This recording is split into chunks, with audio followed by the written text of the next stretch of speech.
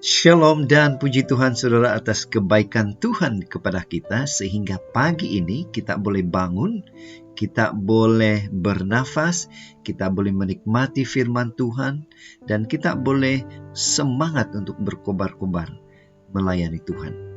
Pagi ini saudara, mari kita mulai renungan kita dengan doa. Mari kita berdoa. Bapa di surga, terima kasih atas kebaikan-Mu. Jaga kami sehingga pagi ini kami boleh bersama-sama mendengarkan firman Tuhan. Dalam nama Yesus kami sudah berdoa. Amin. Pagi ini saudara, tajuk renungan kita ialah buanglah sikap ego jauh-jauh. Mengapa saudara dan bagaimana kita boleh melakukan ini? Firman Tuhan di dalam Roma 12 ayat 15 mengatakan, bersukacitalah dengan orang yang bersukacita, dan menangislah dengan orang yang menangis.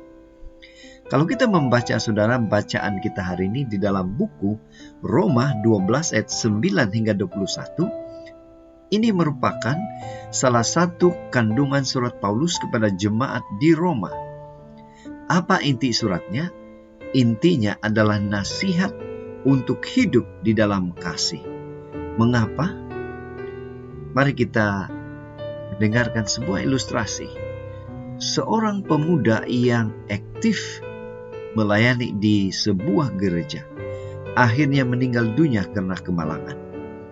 Dia sempat dirawat dalam keadaan koma selama beberapa minggu di ICU. Keluarganya sangat tertekan karena kehilangan anak lelaki satu-satunya itu.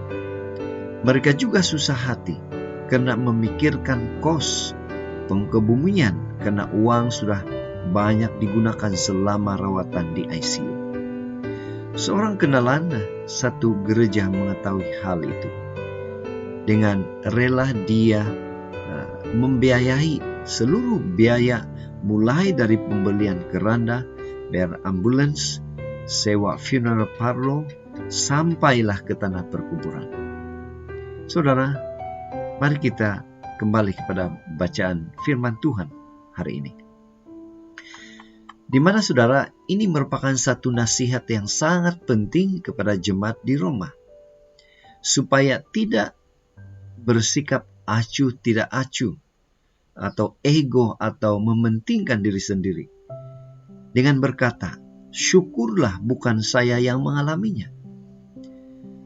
Di sini saudara, Rasul Paulus menasihati. Bila timbul perkara ini, sikap ini di jemaat Roma, Rasul Paulus mengirimkan nasihat atau surat ini kepada mereka. Rasul Paulus menasihati, hendaklah kita saling mengasihi sebagai saudara. Hendaklah kita bersukacita dengan orang yang bersukacita dan menangis dengan orang yang menangis. Kita seharusnya memiliki belas kasihan dan kepedulian. Jika satu anggota menderita, semua anggota turut menderita. Jika satu anggota dihormati, semua anggota turut bersukacita. Saudara, pagi ini, apa yang kita boleh terapkan dalam kehidupan kita? Apa yang kita boleh aplikasikan? Apa respon kita jika ada orang di sekitar kita, khususnya tetangga, sahabat, anggota gereja, mengalami kesulitan? Mungkin saja ada saudara kita yang berada dalam situasi seperti itu pada ketika ini.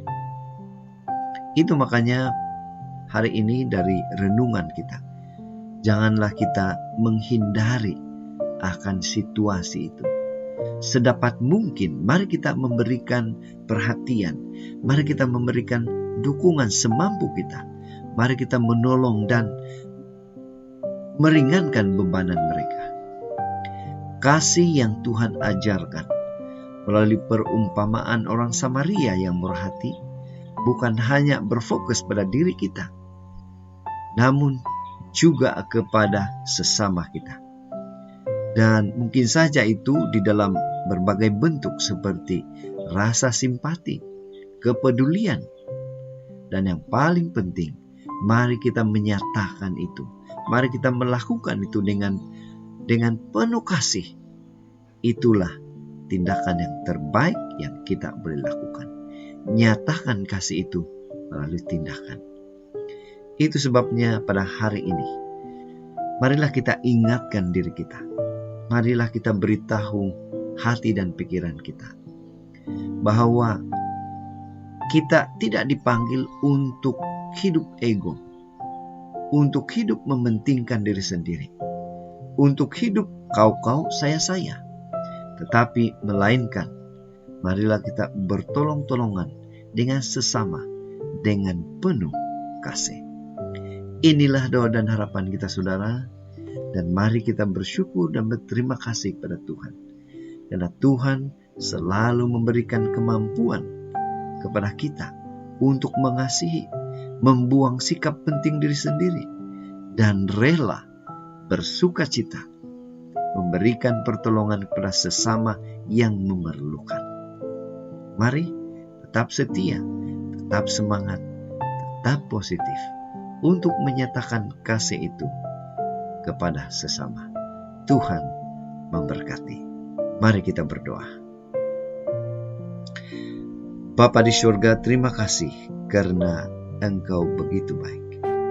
Engkau menolong kami mengerti akan renungan kami, dan kami boleh mengaplikasikan itu dengan penuh sukacita kepada sesama. Dalam nama Yesus kami berdoa. Amin.